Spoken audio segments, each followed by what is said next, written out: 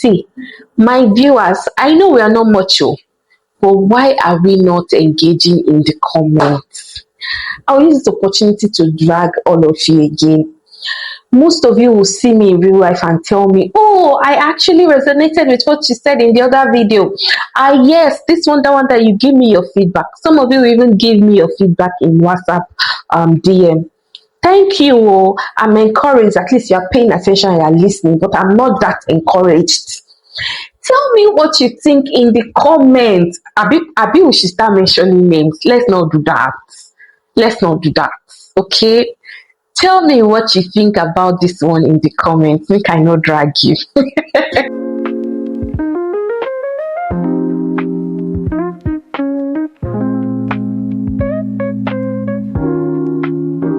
Hi guys, welcome back to Conversations with Debbie. I know when some of you saw the title of today's video, some people got excited, I know. Because these days, everybody thinks someone is copying them, copying their style, copying their hairstyle, copying their business, their captions, their business moves, their business templates. And I'm not here to dispute the fact. I'm not here to say that that is not a thing. I know that some people actually copy other people out of a place of envy, and sometimes people actually copy you just to prove that there's nothing special about what you are about, who you are, or what you are doing or achieving with your life. But that's not what I'm here to discuss about today. I'm actually here to talk about a different set of people. In fact, I want to steer the conversation in a different angle, right? And that's steering the conversation to the angle of addressing the copycats. Why are you a copycat? How can you identify if you are a copycat? And why are you one? Not in an accusatory manner, but to maybe help you self-reflect and come to a place of awareness to understand where you are in life and where you can be. So sit tight for this one, enjoy the conversation, and let me know what you think in the comments. Let's get this straight. Copying is not always a bad thing.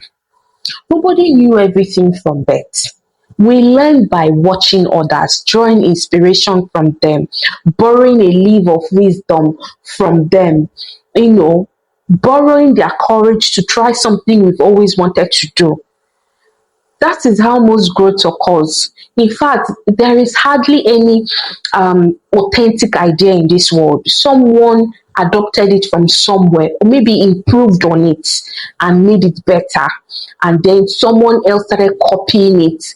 But I can tell you that most of what we are working with are templates, borrowed templates, and there's nothing inherently wrong with that. Now, what copycat means and the difference between drawing inspiration from someone and being a copycat is when you've never wanted to be that. You've never wanted to accomplish set goals. It has never been in your radar. You've never thought about doing something up until you saw someone around you do it, and suddenly it becomes your life aspiration. You become obsessed with the idea of outdoing that person. At that point, you're no more drawing inspiration. At that point, you are now living a borrowed identity. If you still don't understand what I'm talking about, let me explain. I'll give you a few pointers to let you know or understand if you are a copycat. Number one, and the major indicator, is the fact that you only want things after someone else close to you has got them. For instance, you never thought you needed a new car until your friend bought one. You never thought that anniversaries should be celebrated until someone else started celebrating it, and now you want to do it at that same level. You never thought of venturing into a particular career. You never thought of achieving a particular degree. You never thought of starting a particular business, buying a house, having many children, until someone else did it, and then all of a sudden that now becomes your life aspirations. Ask yourself, if the people around you did not do it, if that person did not do it, if people were not doing it, would that have been what you really wanted to do? That is how you know if you're drawing inspiration or if you're being a copycat.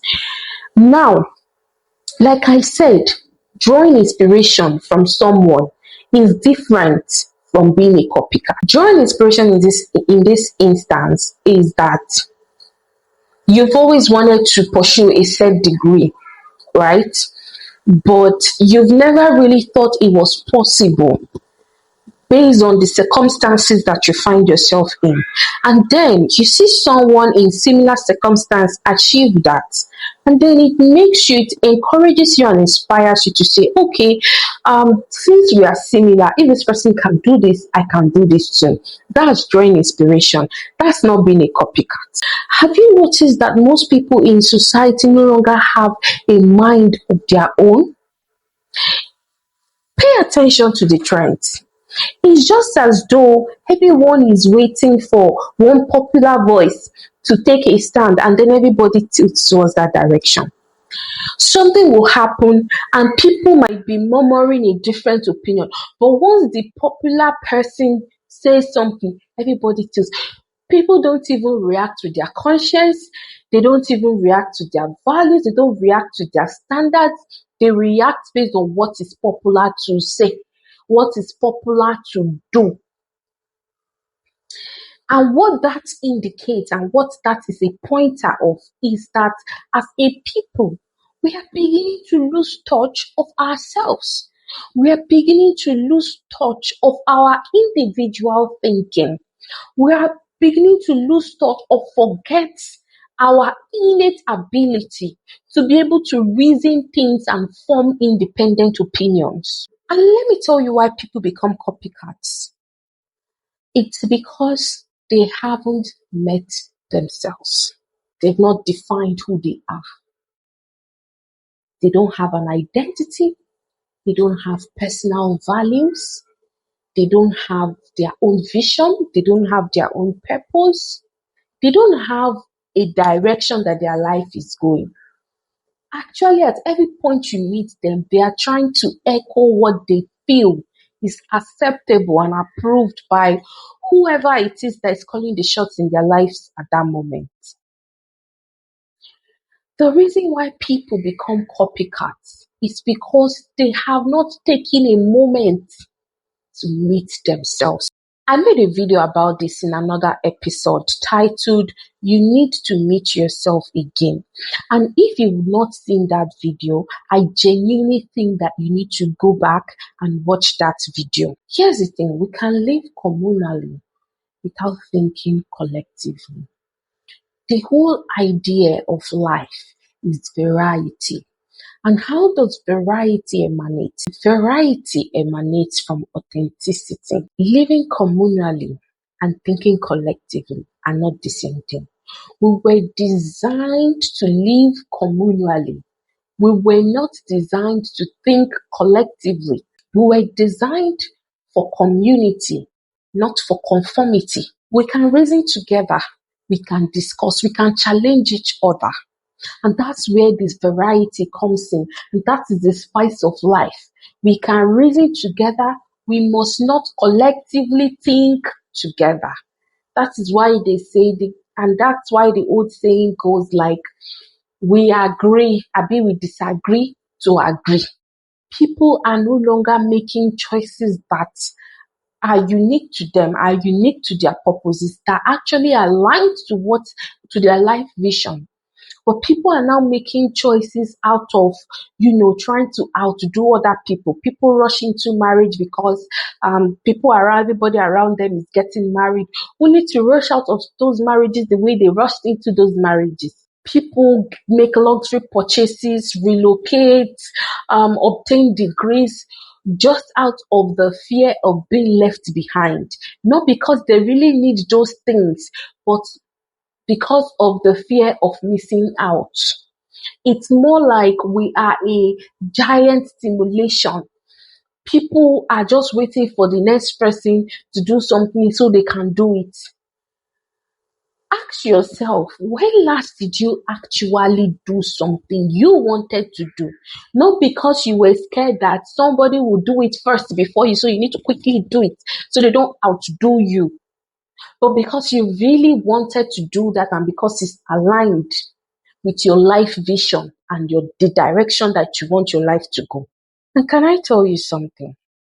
You can never stop being a copycat until you've met yourself, until you know what your purpose is, until you know what ticks you, what keeps you up at night, what breaks your heart, what excites you, what makes you happy, what do you look forward to genuinely, what are your own values, what is your own purpose, what are the things that you genuinely want, what does success really mean to you. If no if you if all of these people that influence your if all of the people that influence your aspirations currently no longer exist, what would be your own definition of success? What would truly make you happy? And as I close today's conversation, I want to remind all of us that one of the happiest way to live is to live authentically, not perfectly, not in the most impressive way, but authentically. Because the moment you stop borrowing someone else's life, only then do you have the chance to live your life fully and authentically. The world does not need another version of an already successful person. The world needs the version of you that only you was created to live. After watching today's video, I want you to reflect on this statement, or should I say question. Remove social media, remove your friends, remove your family, remove societal applause and validation. If nobody could see, what kind of life would you really want to live? Ponder on that question. And until I come your way next time, like this video, comment, guys, comment. Let me know what you think and share it to somebody who might need to hear about this message. Stay cool, stay giddy. Bye.